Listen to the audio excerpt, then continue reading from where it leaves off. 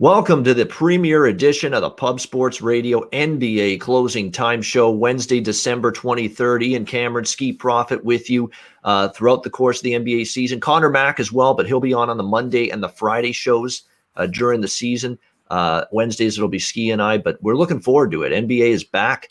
Got underway last night with one good game and then one really just, the game was over after the first quarter, essentially, with Golden State and Brooklyn last night. So not a whole lot of excitement. They emptied the benches in the second half, and that was that. So the first game didn't live up. I thought the second game was pretty good, though. Clippers and Lakers. Lakers, after a tough start, valiant comeback attempt, fell just short. Clippers trying to make a statement. I think there's another team tonight we'll talk about in that same boat, trying to make a statement after a disappointing ending last year to their season. But interesting first night. Skee, just some thoughts from you on what we saw last night before we get into today's card.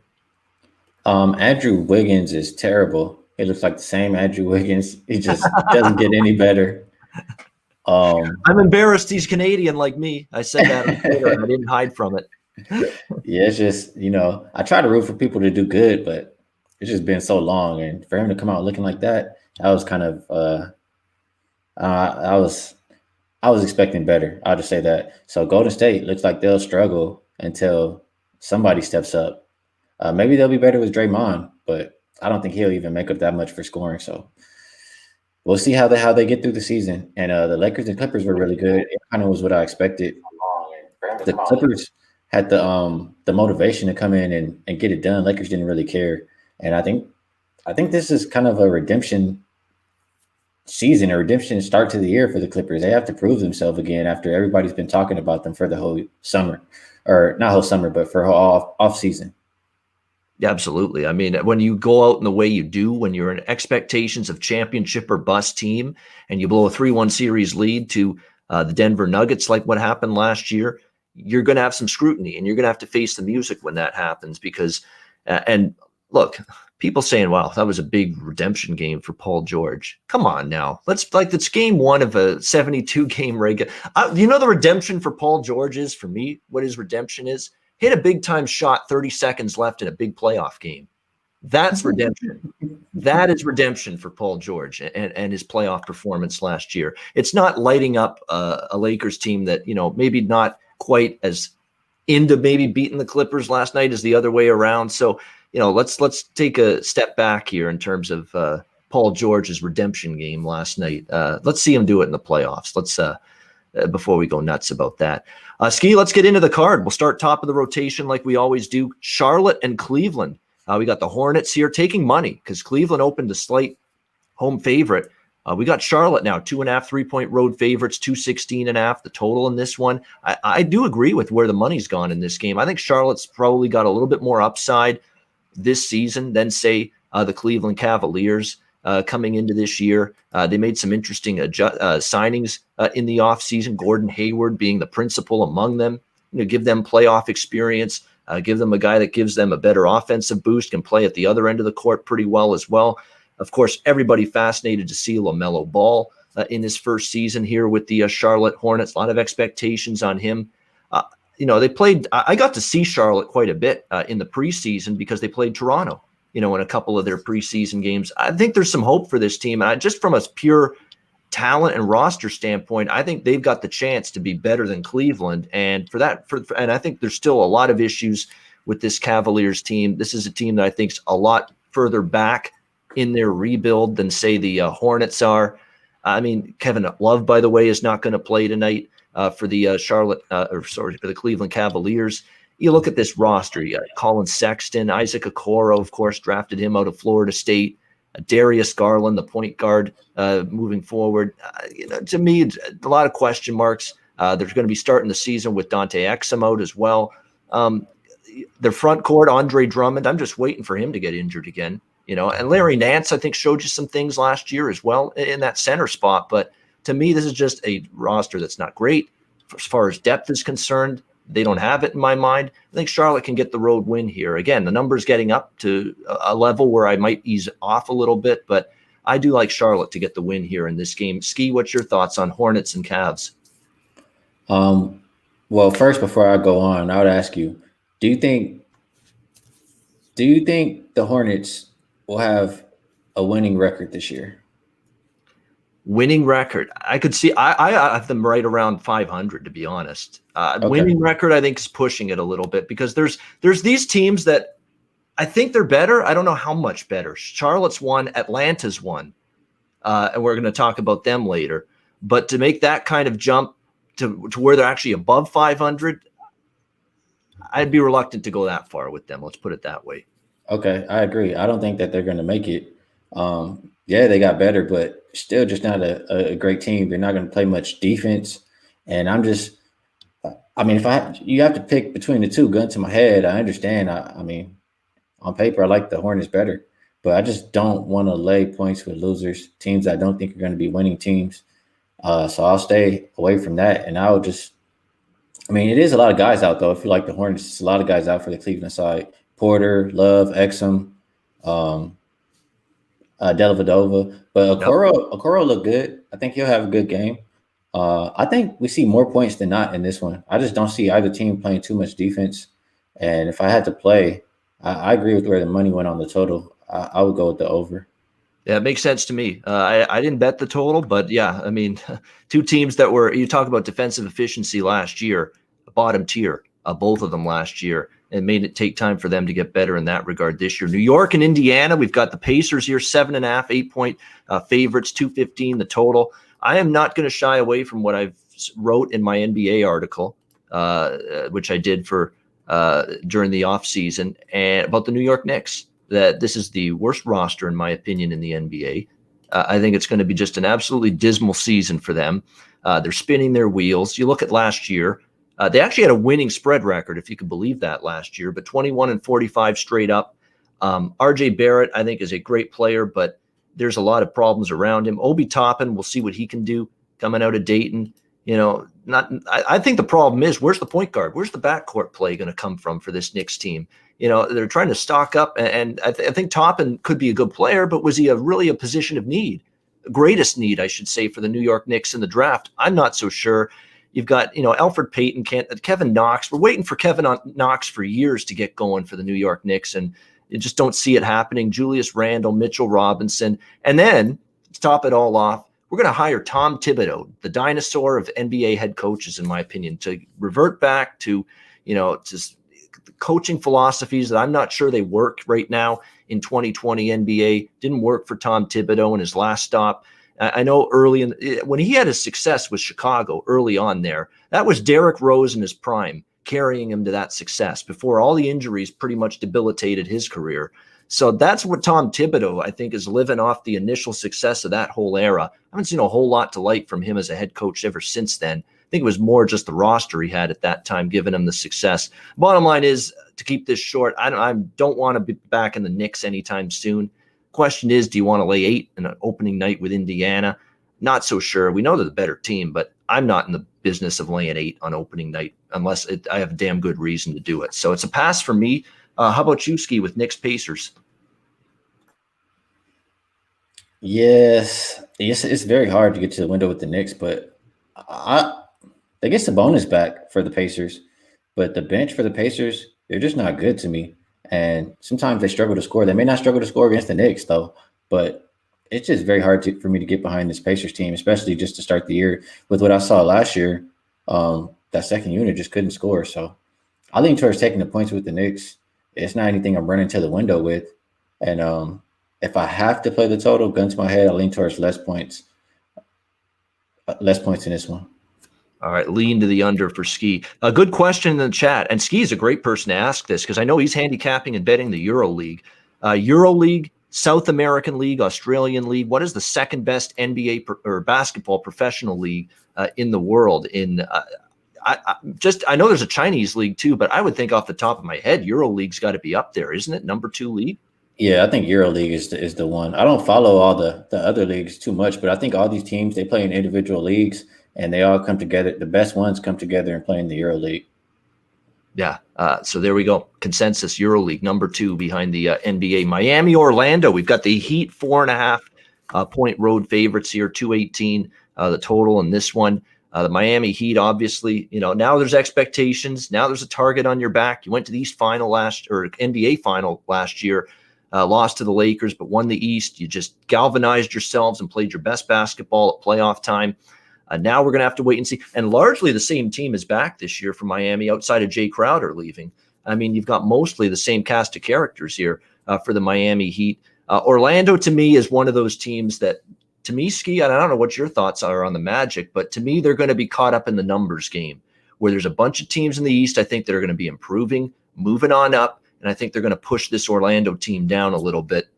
I could see them being one of those teams that just barely got into the playoffs last year, being a team that slips out of the playoffs this year. So it would be a one-way game for me, Miami or pass. Again, first night, never so sure what exactly you're going to get, especially from the teams that had that great success last year. Do they come out firing first game?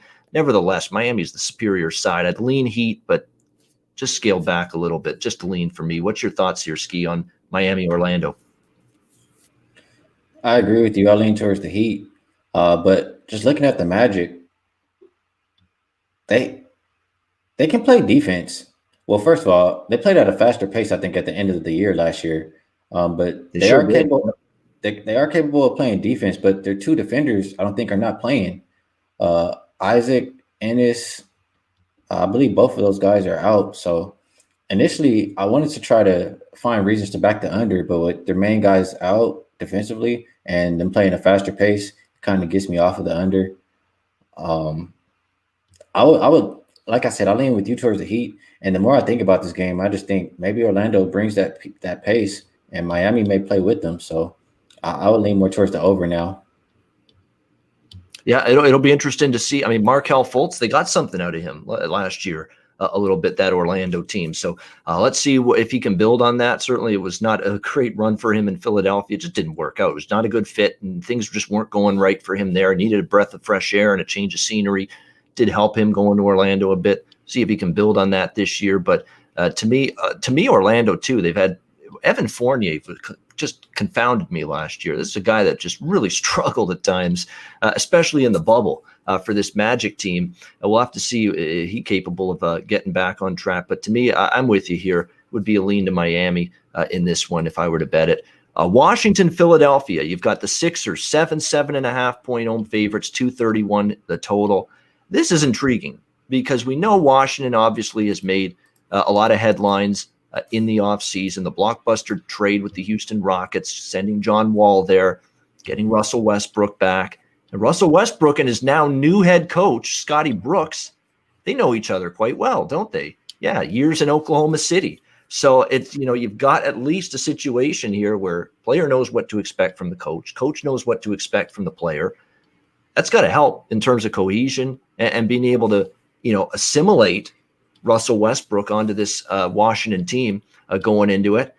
Look, the Sixers are like that car that you just spruced up. You've got, the hydraulics. You've got, the big sound system. Everything's looking good. It looks beautiful. Is it going to run properly? And essentially, is it going to run properly in the first game of the season? Like, obviously, look, Doc Rivers has his flaws. Doc Rivers has his faults. You can make a damn good argument Doc Rivers is living off Ray Allen and Paul Pierce and Kevin Garnett and the Boston Celtics over a decade ago. And what's he done since then? However, he's an upgrade from Brett Brown. I don't care what anybody says. He can't do any worse than Brett Brown at this point. He's going to at least help with this younger group. He does work pretty well with, the likes of Embiid, the likes of Simmons, help them out. They bolstered the front court. Like, you got to love some of the additions. Seth Curry to give them three-point shooting was non-existent. They paid the price for saying adios, I think, to JJ Redick, the Sixers, because too many times there were guys left wide open to shoot from the perimeter. They just weren't hitting at a high percentage. And losing that firepower on the perimeter really hurt the Sixers last year. They're going to hope Seth Curry, who I thought was great for Dallas, in the bubble last year, can help them out in that regard. But is everything going to be clicking first game? And are you willing to lay 7.5 with them? I'm not. I actually lean a little to Washington here because this is another team I've got checkmarked for a little bit of improvement. And to think about the possibilities of a Westbrook who can infuriate you, I get it, who was treating the basketball like a hand grenade in the bubble with Houston last year, turning it over ad nauseum. I get it. There's frustrating elements to him. But him and Bradley Beal together, In that Washington backcourt, possibilities there are pretty fascinating and could be special. But to me, I would have more faith in Washington plus than Philadelphia minus these points here in this game. Skee, it's one of the games I'm fascinated to watch. What's your thoughts, Wizards and Sixers? Well, first thing I'll say is I was looking at the Wizards win total before the trade happened, and I was leaning more towards under. I mean, this Wizards team, they don't play any defense. And you're not going to win very many games when you don't play defense. Yes, they got Russell Westbrook. He's going to help them score more, I guess, but it's not going to help the defense. You're still going to have the same problem. So, I mean, I'm not going to sit here and shit on Russell Westbrook as a player, but I'm just not expecting them to be that much of a better team with him in the lineup. And like you said about the Sixers, I'm very high on this team. I think they got a lot better. You gave Ben Simmons players to complement his game. You gave Embiid players to complement his game. And now it should finally work for everybody to be able to play together. And the players I'm talking about, Seth Curry shooting 40% from three for his career. Danny Green didn't have the best year shooting, but you still have to respect him out there. Maybe he'll have a better year. His defense, you got to respect. Oh, yeah. Yeah. That too. And I think the Sixers team is going to click. You got rid of the idiot coach, Brett Brown. You replaced him with Rivers. And Rivers, he should have a chip on his shoulder. I mean, the way that Clippers team went out, he got fired. Paul George trying to blame it on him. I think the Sixers team has a good year. I think it starts here tonight. I like the Sixers. I disagree. I think seven is a decent number. I think they can cover this one by double digits. Yeah, there's part of me that's saying maybe this is me with Golden State last night all over again with Washington here, where I thought that, improvement, they're playing against a team I thought would take time to click. I thought it would take time for Brooklyn to click. But they, of course, came out storming and just blitzed Golden State. Potential's there for Philadelphia if they're rolling right from the get-go. And if they are, it could be a long night for Washington. You mentioned them. They're another team, as you mentioned, defensively. This total is high, but it's high for a reason. I could see it going over, but 230, that's pretty high. There is a total in the 230s I do like in this card over the total. We'll get to that in a little bit. It ain't this game, but I understand why this total's in the 230s here. Milwaukee and Boston next up. Milwaukee -4 on the road, 224 the total in this game. I lean a little to the under here, but I do agree with the move toward Milwaukee. That's got that sense of a Clippers type game. A team that's trying to get off to a really good start, first game of the season. And I think Kemba Walker's absence is going to be felt here for Boston early in the season. Not going to have him for at least a month. There's going to be some adjustment period. And you look at a team that did a lot of good things in the offseason. You talk about upgrades. Get the hell out of here, Eric Bledsoe. We got Drew Holiday now on this team. Get out of here. I was thrilled with that. You talk about upgrade. Holy mackerel. And defensively, shoot better shots. And I mean, Eric Bledsoe was just jacking up bad shots, wasn't efficient enough offensively either for this Bucks team. Drew Holiday's a great pickup for sure. Love what they did there. Giannis, of course. And I think that coming into this season now, in this first game in particular, playing a team that's going to get their attention, Boston, obviously, a team that obviously wasn't happy with the way it ended in the bubble last year for them in Orlando against Miami. I think it's a situation where you get the Bucks A game, and Bucks are a great regular season team. You can say what you want about playoff struggles and losing to the Raptors in the East Final 2 years ago and losing to Miami last year in the bubble, but this team in the regular season, let's be honest, you're not going to get Milwaukee -4 very often in the regular season. I do think they bring it tonight. Celtics, I'm not sure they will have that same mindset, especially with some key injuries. Give me Milwaukee here, -4. What do you think, Skee? I agree with you completely. Milwaukee has been a regular season team. A lot of people may think, because I talk about them on Twitter, that I hate the Bucks or something, but I mean, I call it like I see it. They weren't set up to win in the postseason, but as far as regular season, they'll continue to succeed. And the addition of Drew Holiday is huge. I love Drew Holiday's game. You already covered pretty much majority of that, but they won't have. The one thing I will say, I like the pickup of DJ Augustin, but he won't be in tonight. I'm curious to see what he looks like over there. He's a great player. He'll help steady the second unit. But Milwaukee has a lot of depth. And I'm looking at when they play Boston, they usually win. They won 8 of their last 11 by about 5 points per game. Looking at the Boston Celtics, no Kemba. They don't have very much size on their roster. Tristan Thompson is questionable. I don't think their second unit is good. They don't have very much depth for the Boston Celtics. I think they're top heavy. And if you get, I mean, not that Tice is even that big of a deal, but if you get him outside of the paint and just have the smaller guys in there, Giannis is going to have a field day. So I like Milwaukee, and I think I agree with you. I like the under. No point guard for the Boston Celtics. We know Milwaukee can play defense. Bucks and under is the way I would look. And if Tristan Thompson is out, it got to be Bucks smash spot. And if Tristan Thompson's out, yeah, it could be a front court feast for the Milwaukee Bigs here in this game for sure. I totally agree with that. And Daniel Tice is this one of these guys that, and Brad Stevens as a coach has this knack for, that lemon or that orange, that proverbial lemon or orange, and you squeeze it until every last drop is out. That's what Brad Stevens did with Daniel Tice last year. He got everything he could possibly get out of that guy. For his guy that's, let's be honest, let's be brutally honest. He's not the skilled, athletic, awesome, elite level big man in the low post that other players are in this league. He's just not, especially in the starting spot. But Brad Stevens made it work at times. And I think they got a lot more out of him than people thought. I think he overachieved. I think coaching had coached him up. That had a lot to do with it. I think it's going to be difficult to get that. That's also why they went out, as you mentioned, Skee, to your point, they went out and got Tristan Thompson in the offseason to try to bolster that. Because to me, Tyson Robert Williams, not enough. And Taco Fall is another option, but he's injured and he's not available tonight. So that front court's still an issue. I 100% agree with this Boston team. Yeah, Robert Williams is solid, but he's still kind of young. He's still kind of figuring it out.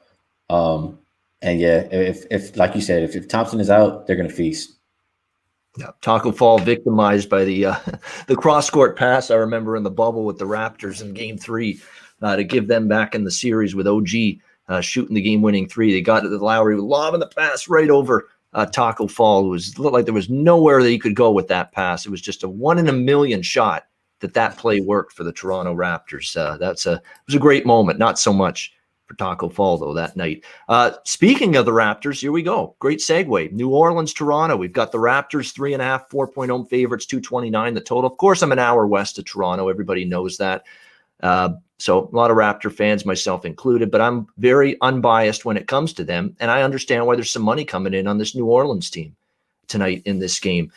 Lots of expectation, obviously. It's a team that came on strong at times last year. But again, they had some injuries last year. Zion Williamson was banged up for a course of last year as well for this Pelicans team. But I think they have been improved just by getting rid of Alvin Gentry in my mind. That is huge, I think, for this New Orleans Pelicans team. And if you've read anything out of the New Orleans Pelicans training camp and preparing for this season and Stan Van Gundy taking over as the new head coach, it's been emphasis on defense. Defense has been just banged through the head of these Pelicans players. And why not? They were terrible defensively. They had some eye-poppingly bad, embarrassing at times defensive games, especially in the bubble, when they're trying to make this push to get into the playoffs. And yeah, they could score at will. They couldn't stop anybody. And Gentry never paid attention to the defensive end of the basketball court. It was always run, and outgun and outscore the opponent. Well, now things are going to change a little bit. There's going to be more attention to detail defensively. With this team's healthy, Lonzo Ball, for as much as I was bothered that they took him, he's improved. His game's improved a little bit. He's still a flawed player. He's not perfect, but helps them. Brandon Ingram, you love his game, obviously. Josh Hart, if he stays healthy, he's an impact player. Steven Adams now comes over in the low post to bolster the center position. Zion, if he's healthy, now ready to take that year 1 to year 2 leap that a lot of players often do. So there's a lot to like here with New Orleans. They're ready for game 1, though. And I know the Raptors have taken their hits. Gasol gone, Ibaka gone, but Fred VanVleet re-signed. You've still got Lowry and him in the backcourt. OG Anunoby just got paid. And they expect a lot out of him this year. I think he's one of those guys that could really be that next to Pascal to help him out as the number one, be that 1A, 1B. OG has that potential because he's starting to make shots now, and he's already a great defender. So let's see if he can take that next step for Toronto this year. Of course, an elite coach in Nick Nurse, although they lose one of his assistants, of course. Nate Bjorgren took the Indiana head coaching job, so they'll miss him a little bit. But it's a really, really fun game. Toronto, I think, could take a small step back. They're a playoff team still, but I do think they're going to take a small step back.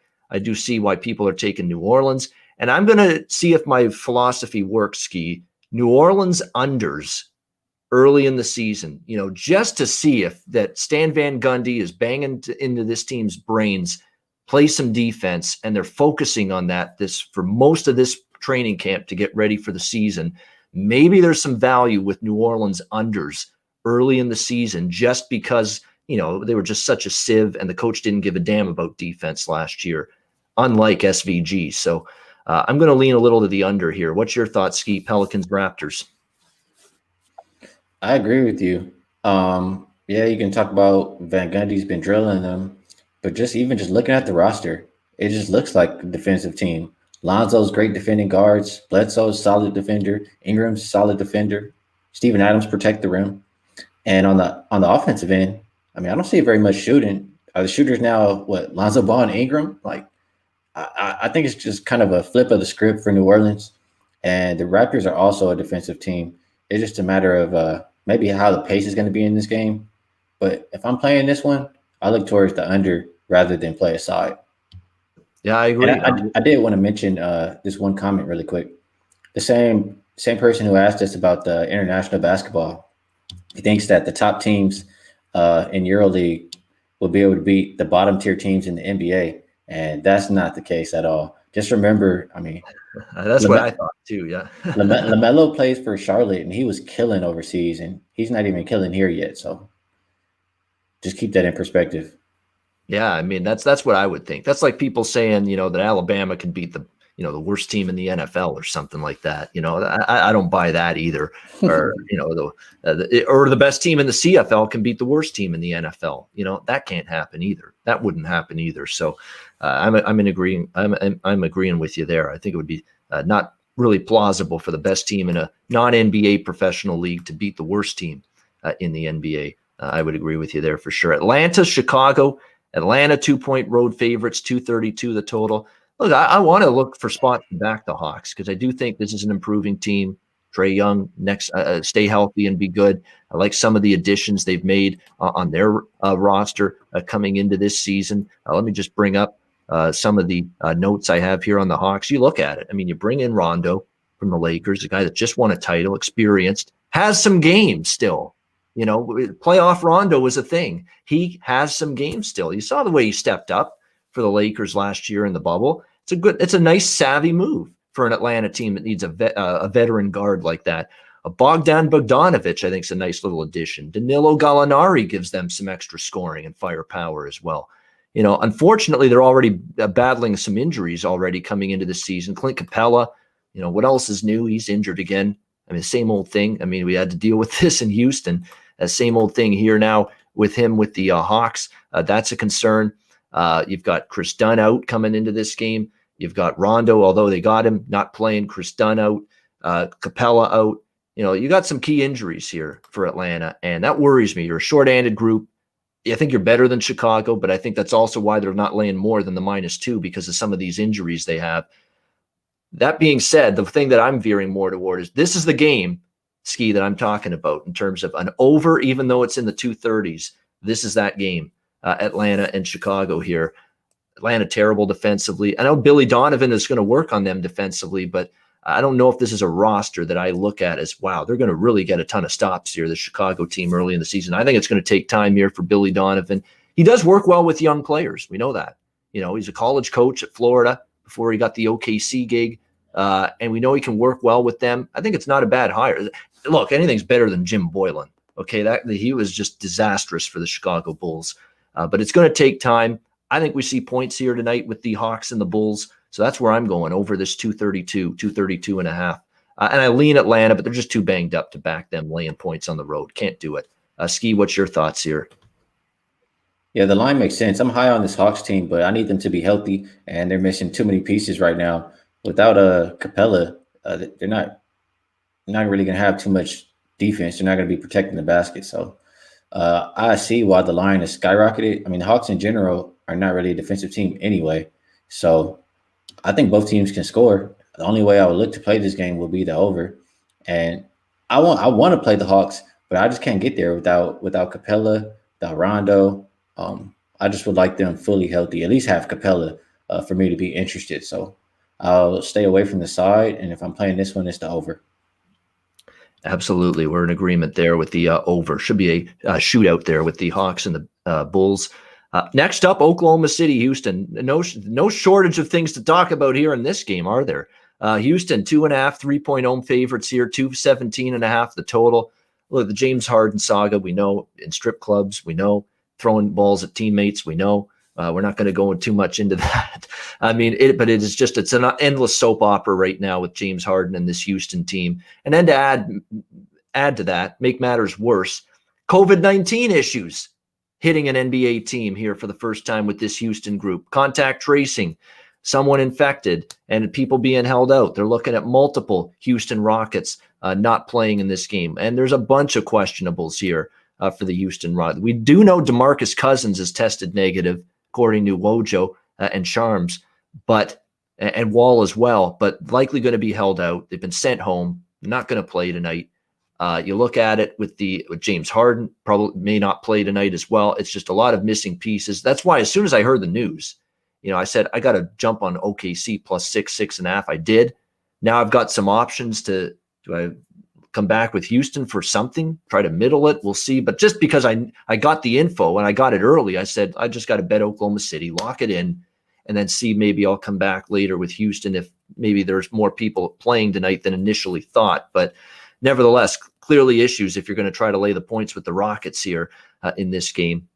Although taking OKC, even with all these Houston issues, even with plus 6.5, OKC's rebuilding. Billy Donovan gone, new head coach. You've got a lot of last year's players gone. It's Shai Gilgeous-Alexander, my Hamilton boy here from my hometown, trying to become the leader on this team. But it's an Oklahoma City team that's a patchwork roster right now. That's saying the least with the Thunder. So it's no cinch, even with 6.5, that it's just they roll into Houston here and, compete start to finish and have a chance to win outright. They've still got to play well. But obviously, there's a bunch of issues here with this Houston team. Like I said, I grabbed the OKC at plus 6.5, the Thunder, when I found out the news. The Houston's kind of settled in now, 2.5, 3-point home favorites, the current line in this game. I'm going to stick with OKC. I don't know if I'll do anything in terms of coming back with a middle opportunity. But obviously, on the court, off the court, welcome to the NBA head coaching realm, Stephen Silas. Welcome. I hope you're enjoying it so far. What a ride in your first few months as an NBA head coach. So fascinating game here. Fascinating situation with the Rockets. Skee, what's your thoughts on everything that's going on? It's like as the world turns, as the Rockets turn right now with what's going on in Houston. Yeah, well, I agree. I mean, it's good that you got an early number on OKC. I think now it feels kind of trappy to still be there. It got down to -2. And then it's kind of like climbing back up. And I think maybe if you can, you probably maybe look for a middle. I understand the value on OKC early if you got in. I just don't think they're a very good team. If I'm going to play this one now, straight up, I probably would just lean towards less points. See a lot of points missing from the Houston side. And I just think we can maybe stay under. Yeah, I agree. The under makes some sense as well. I could definitely see that. And to me, when you look at it, George Hill and Al Horford. Al Horford was just let's not even go there with the season he had last year in Philly. Just not very good at all. Disappointing considering the contract that he signed for. But there's issues with Oklahoma City, and that's always the thing that's concerning me now. Is that even a shorthanded Houston team might still be better than this Oklahoma City team. So interesting to see how this one plays out. But obviously the Rockets definitely have personnel issues going into this game. San Antonio, Memphis, Skee. We've got Memphis 1.5, 2-point home favorites, 230 the total in this game. When you look at it from a San Antonio perspective, what a run for them in the bubble. And they just fell short. They did everything they could try to get in the playoffs, but they just ran out of racetrack. They ran out of games remaining, and they fell just short of that playoff chase. But, Greg Popovich, not used to missing the playoffs, a team that was a losing point spread burner last year, 30 and 40 against the spread. For the most part, this team's got, a lot of the same pieces last year. DeMar DeRozan, we'll have to wait and see. LaMarcus Aldridge looks like he's just a guy that's on the last leg of a marathon race in terms of his NBA career. He's had lots of injuries. You got to wonder what's left in the tank at this point for him in his NBA career for the San Antonio Spurs. DeJounte Murray, I think, is a good player, but there's another guy that can't stay on the floor. Derek White, you could say the same thing about him. Rudy Gay, you get shooting, you don't get much else. So again, with the San Antonio roster, it's just difficult when you're in the Western Conference and there's other teams that are improving. Phoenix Suns are improving. There's just one of many in the West that are improving going into this season. Where does that leave a team like San Antonio? I don't want to overreact to preseason reports, but Skee, Memphis, all they're talking about is John Morant looks awesome, and he's ready to be this incredible, be even better here this season for this Grizzlies team. We'll see. I mean, we're going to finally get a chance to see him in a regular season game, but they're singing his praises that he is ready to just be, not that he wasn't good last year, but he's even better this year. We'll have to wait and see on that. JV and Brandon Clark, I like the front court a little bit. Jaren Jackson still out. Remember, he suffered that injury midway through last season. He's going to be out for a while. Dylan Brooks can be a maddening player when he takes bad shots. When he takes good shots, though, and makes them, he can help this team out offensively here. So it remains to be seen here. This is another situation where you've got Memphis talking about a team that defense was their Achilles heel last year, focusing in on that coming into this season. So again, when you get these teams talking about, we got to shore up the defense, kind of like with New Orleans, makes me think maybe we can stay under the total here. I like Memphis here, though. I think small enough number that they can get the win here against San Antonio, laying the 1.5, 2 points here. I would lean to the Grizz in this spot. Skee, what's your thoughts on this game? I'm pulling up this number really quick. I see that total continues to drop. It's even 229.5 some places, going towards 229. In this game, I heard you talk about LaMarcus Aldridge. It's funny. They're just trying to find any way to make him useful. Is there a way? The question. We'll see if they can do it here. They're going to be missing White, and I think that's a big deal for San Antonio. I don't think they're that good in general. And I would understand why people could say John Morant's got better. I mean, I'm sure he's worked on his game, but rookie year for a point guard, that's the hardest position. And second year, I would definitely expect him to be have more success. And he was great in his first year, so I could definitely see that. The thing for the Memphis Grizzlies, it's like the only way I want to look in this game is the Grizzlies, just because I don't think the Spurs are that good. But they're missing Jaren Jackson Jr., and I think that's a big deal. That's a scorer, a shooter. He played defense. That's a big part of what they want to do. And without him out there, there's not really much shooting on the Memphis side. The only guy who's going to have to make up for it has to be Dylan Brooks. And it just becomes a tough ask. It makes me harder to believe on the Memphis side. But the only way I would play the side would be Memphis. You hear me talking about they may struggle to shoot in Memphis. And I'm looking at, without Jaren Jackson Jr., the under was 11-6 last year. The average total was where it's at right now, which was 229. It went under by 7 points per game. I'm looking at the Spurs. Their last 5 division games have went under. And I just have another little kind of system type thing. It's a division game, and just nobody's on the over-under streak. And in the regular season since 2016, and I'm looking at the home team really, so I can narrow it down. The under is hit out of 467 plays, is hit 59.5%. And so I like the under here. I think the value on the number stops at 229, so there's still a little bit of value there left. I'll bet it myself at 231.5. All right, liking the under. And again, Memphis and New Orleans stood out as two teams. We know their defensive weaknesses and their flaws last year at that end of the basketball court. It was clear as day. They just weren't good defensively. But you've got these teams talking about that's where we have to focus. That's if we're going to become a better team, that's where we got to work on improving that end of the floor, getting stops, communicating better, rotating to shooters better, all of that stuff that make you a good defensive team, an elite defensive team. They're working on them. So that's why I think from a philosophy standpoint, looking at a Memphis under, looking at a New Orleans under, and you're going to get the value too, because you're going to get higher totals because of those defensive issues they had last year. So I'm in agreement there. I would look under the total here with Grizzlies and Spurs, and I like the Memphis side as well, laying just a small number here at home. Detroit and Minnesota, we've got the T-Wolves, 5.5, 6-point favorites here, 224 the total in this game. It's fascinating to see what we're going to get here from this Minnesota team. Obviously, we know they jettisoned Andrew Wiggins out of there. We'll have to see how this goes for them this year. We'll have to wait and see what Anthony Edwards does. Obviously, number 1 overall pick in this year's draft out of Georgia. Try to give them some stability, in that backcourt. Obviously, we just talked about it with John Morant. At Memphis, here you go, freshman guard, first year NBA. That's not an easy transition, especially when you're on a team that's been struggling, for the last several years, like the Timberwolves have. So it'll be interesting here, see how that goes.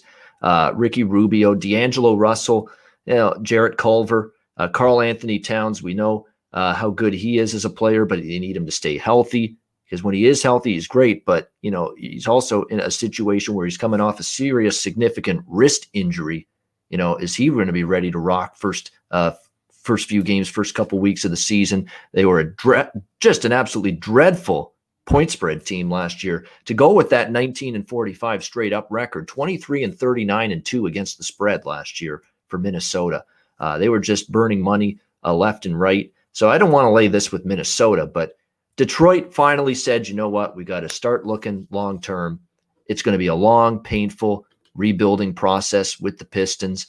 And they're in transition because they got these old fossils on the team still, like Blake Griffin, who's another guy that can't stay healthy, it seems, for a full season. They're trying Derrick Rose as well, and they're trying to, and eventually you want to part ways with these two guys because you're in a rebuild now. It's time to just plunge down the standings, be bad for a couple of years, and then see if you can be better. Yet at the same time, I see them going out there and bringing in a couple of Denver Nuggets. It's like, let's pillage the Denver Nuggets. Let's bring in Jeremy Grant.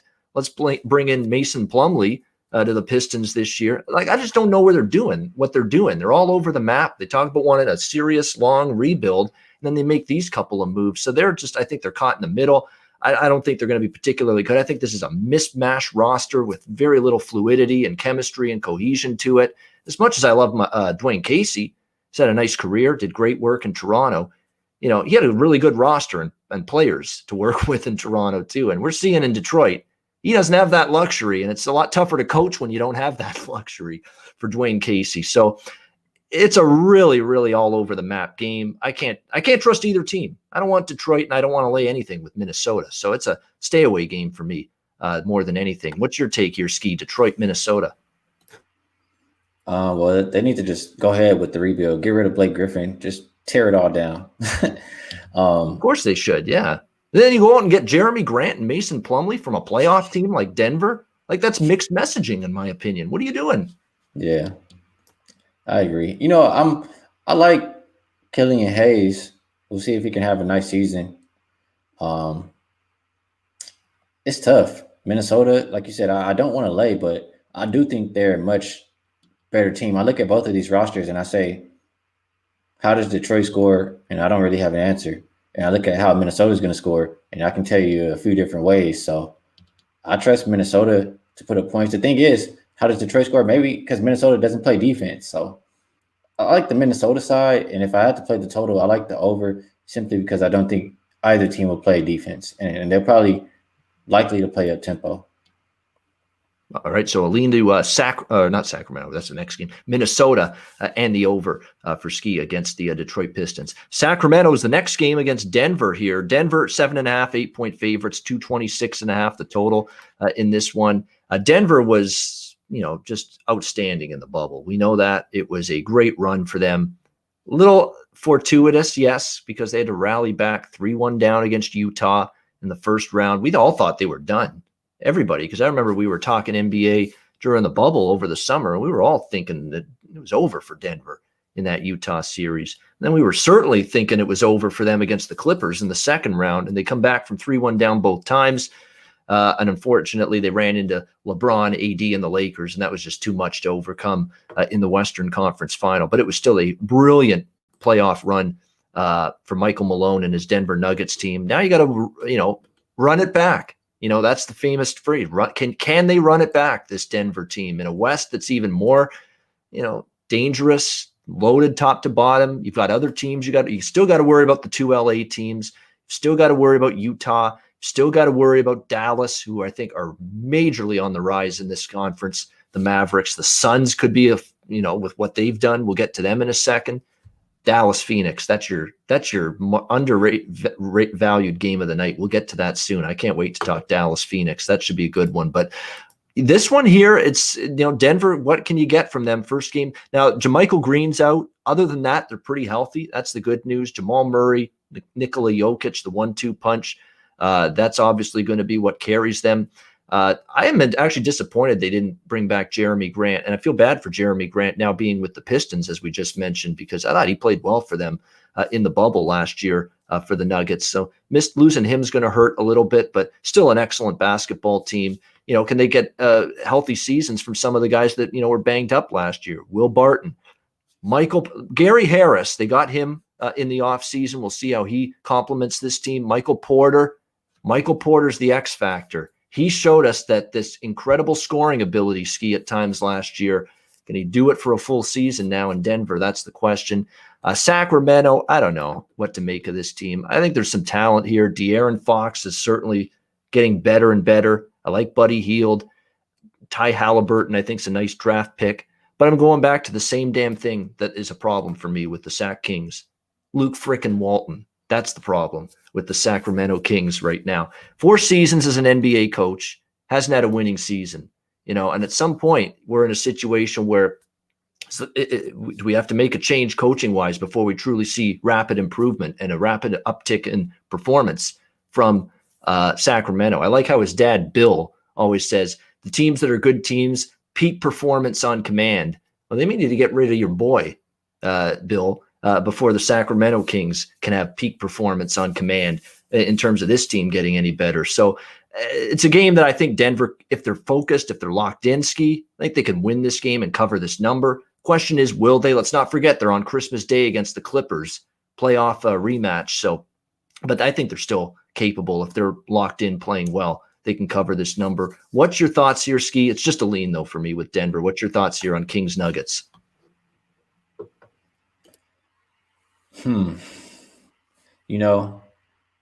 I think the Nuggets, I don't like that they got rid of Grant. I think Grant was a big part of why they were successful.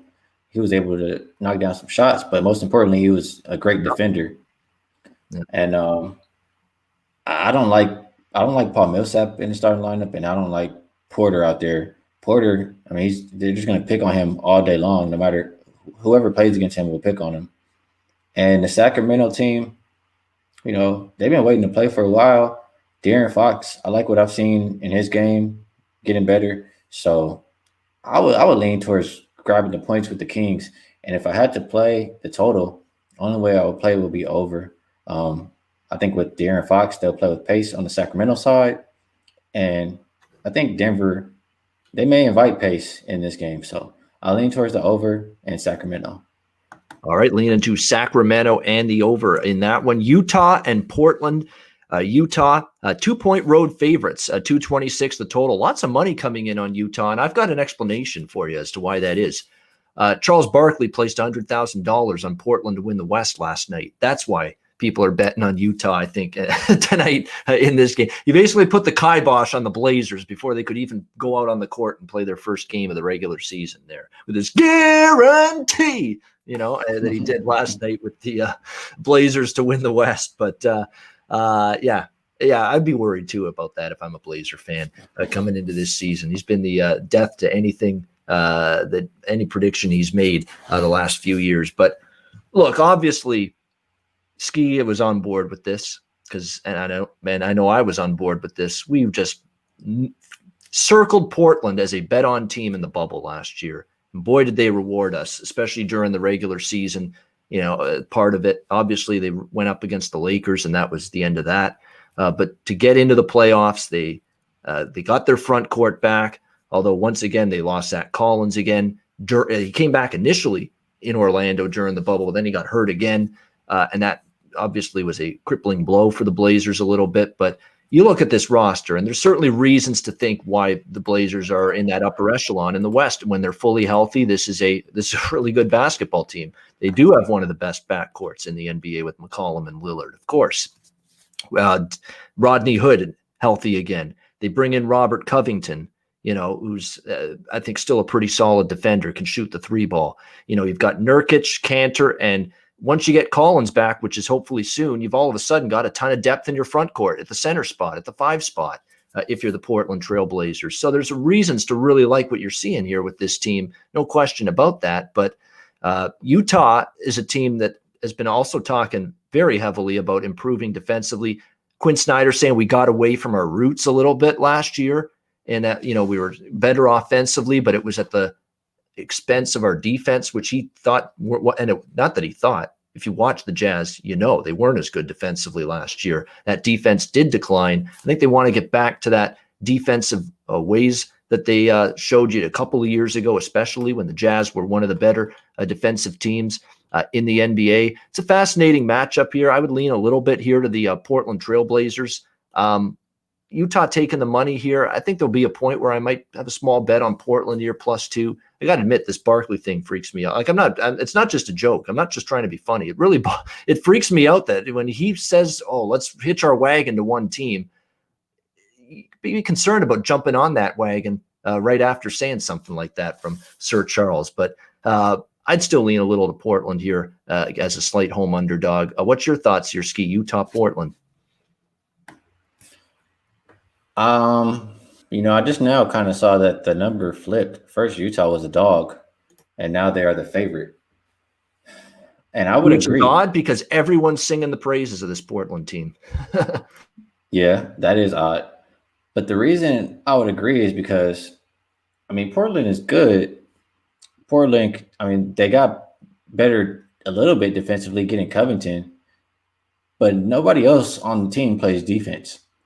And when you struggle defensively, it's hard to win games. Yes, Lillard and McCollum can put up points in a hurry, but so can this Utah team. Utah, they're a great 3-point shooting team, and they have Clarkson off the bench. I'm not sure if Ingles is playing in this game, but they have a lot of guys who can score as well. And like you said, I think they get back to playing a little bit of better defense.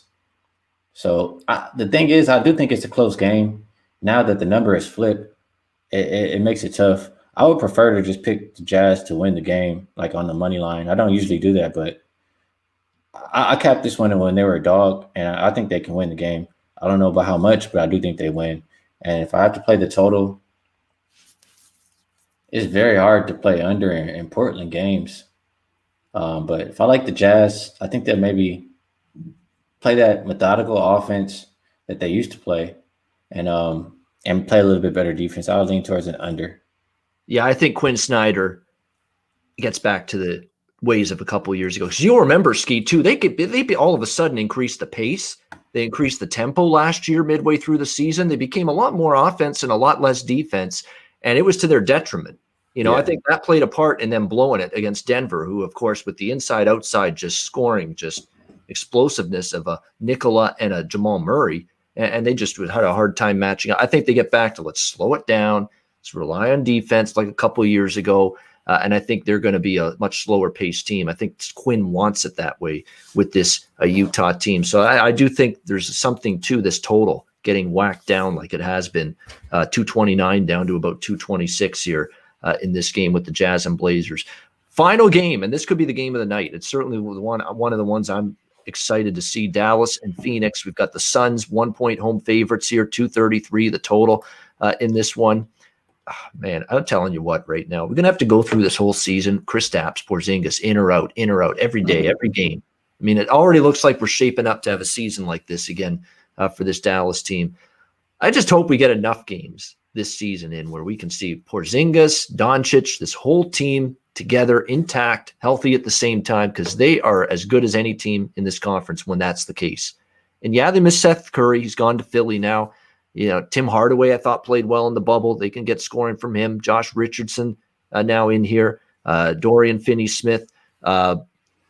This is a really, really good basketball team. And I love the draft pick of Tyrell Terry as well from Stanford. This is a guy that is a lethal perimeter shooter, lethal. And they drafted him. Outstanding. This is going to be they're not going to match. They can only go down from last year offensively just because that was a historically one of the greatest offensive seasons in NBA history. The Dallas Mavericks had. There's only one way to go there. That's down.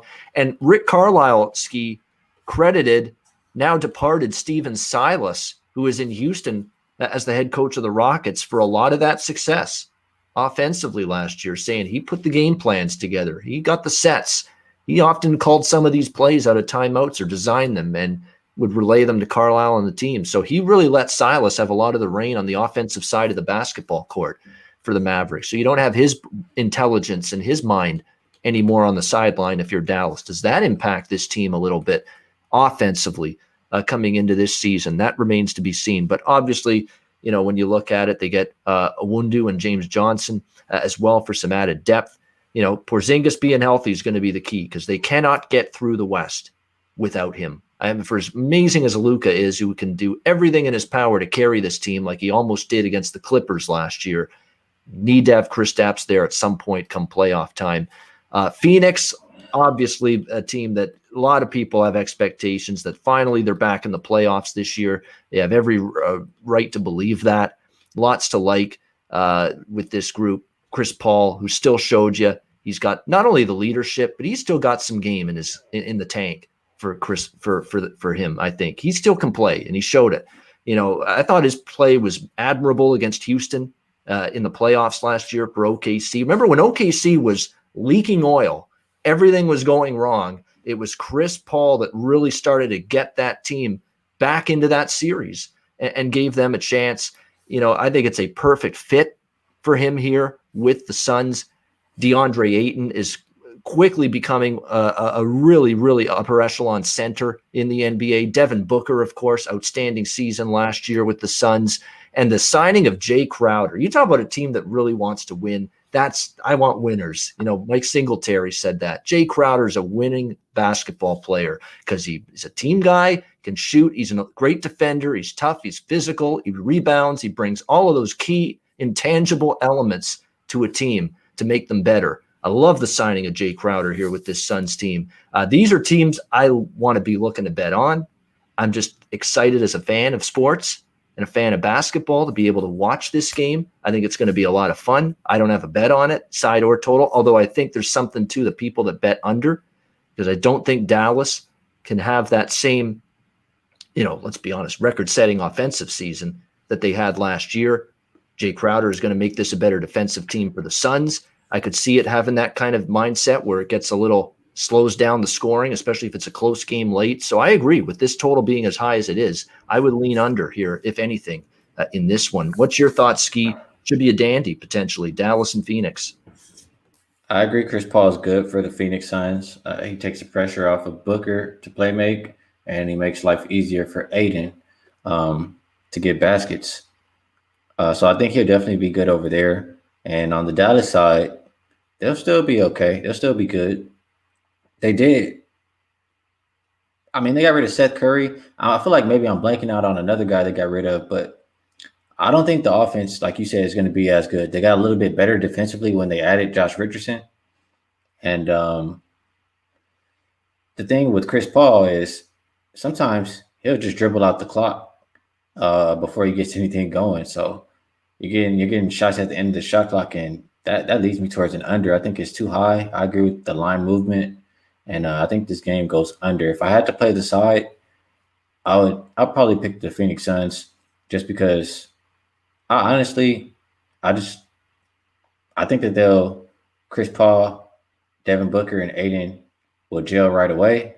and just have a strong first game. The Suns were already playing good to end the bubble, so I think they carry it over. All right, there we go. Lean under as well. So Skee liking the under and a lean to Phoenix as well from a side perspective. It's a weird national TV schedule because usually the national TV doubleheader in the NBA is on the same network. They're doing a split network doubleheader. The first game's on TNT, Milwaukee, Boston, and then the late game, this one, Dallas, Phoenix, is on ESPN. So it's an odd scheduling dynamic with the television, the national TV games tonight. But that's the way it is with that. You know what we're going to do in a second? We'll just briefly – any early thoughts on the 5 games on Christmas Day that are coming up on Friday, because we won't have a show on Friday, and player props before we get to that. Are there any at all that stick out to you in terms of player props tonight? My bad. I had my mic muted. But usually I have player props. But today, to start the season with all these games, I kind of just I stayed off of the player props for today. But going forward, I do player props every day. Christmas. Let me see really quick. I have the schedule right here. I have soft leans on this is before I looked at the numbers. But I think the Pelicans and Heat sounds like more of an under type game. And I think the Clippers, like we talked about earlier, they're having a little bit of a revenge tour to start the season. I think they have to play for with some pride. Like if they lose that game, can you imagine what's going to be going on after? So that's what I think. All right, so a lean maybe to the Clippers on Friday night, Christmas night, against the Denver Nuggets. That's a great slate. I mean, they always do this on Christmas Day. They have 5 games, and they're always, best teams in the league usually, or what we expect to be the better teams. New Orleans, Miami, Golden State, Milwaukee, Brooklyn versus Boston, Dallas and the Lakers. I mean, it goes without saying that should be outstanding, that game. And then, of course, Clippers, Denver, playoff rematch in that one. I'm interested to see Dallas Lakers. It's not optimal seeing the Lakers lose last night because I'm sure they'll be fired up for Dallas. But if Dallas loses tomorrow night, I might look Dallas plus points. You know how my feelings are on Dallas. I said this last year. I like the underdog role with them. Don't like them usually laying points, but you get them in the underdog role. May look at them in that. That's my first thought. Brooklyn, Boston. I can understand why people are looking at Brooklyn. They looked so good last night. Boston's going to be a step up, though. Let's be honest. Even without Kemba, it's going to be a step up in class from Golden State, who you could see it last night. I mean, where's the offensive options? Wiggins, you can't count on him. I mean, where is the scoring outside of Steph for the Warriors? I mean, my goodness, it was just non-existent last night in that game against Brooklyn. So, yeah, early season headaches for Steve Kerr. And we'll have to see how we can navigate those moving forward. But yeah, that Christmas Day slate, Skee, can't ask for better. 5 really good games. Definitely looking forward to that. We even got a Christmas Day football game, so we'll have sports all day. Yeah, and you got a Christmas Day NFL game, 5 NBA games, and a couple college basketball games too. So everything's involved usually. Usually NBA is all by itself on Christmas Day. There's a couple other sports getting involved. Thanks to everyone in the chat, by the way, for tuning in and joining us.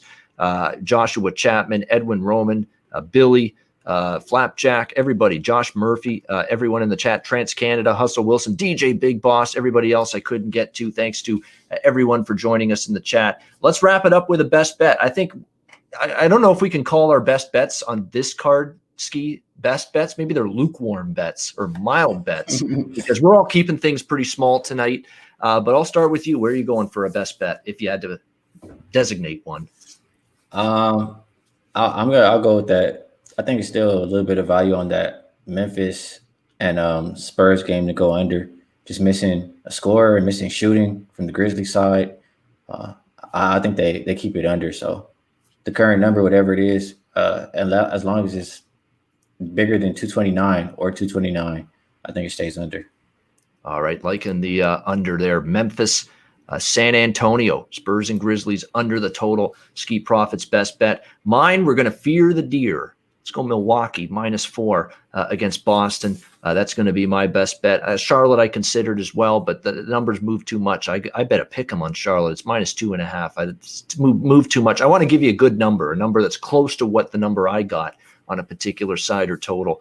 Milwaukee still very much playable at the current number. So Bucks -4 against the Celtics for me is my best bet here for this Wednesday card. And that'll wrap it up, guys. Thanks to everyone for tuning in. We're going to be doing this show Monday, Wednesday, Friday, starting in January. Just Monday and Wednesday, though, next week, because the next 2 Fridays are Christmas Day and New Year's Day, so we won't be doing any shows then. But Monday and Wednesday, we'll be back next week with more NBA closing time right here on Pub Sports Radio. Thanks to everyone for tuning in. This is Ian Claus, Bobano Claus, whatever you want to call me, with my silly-looking hat on here, signing off for Skee Profit. I'm Ian Cameron. Merry Christmas, everybody. Stay safe, stay healthy, enjoy your families, cash some tickets along the way. Merry Christmas, everybody, and to all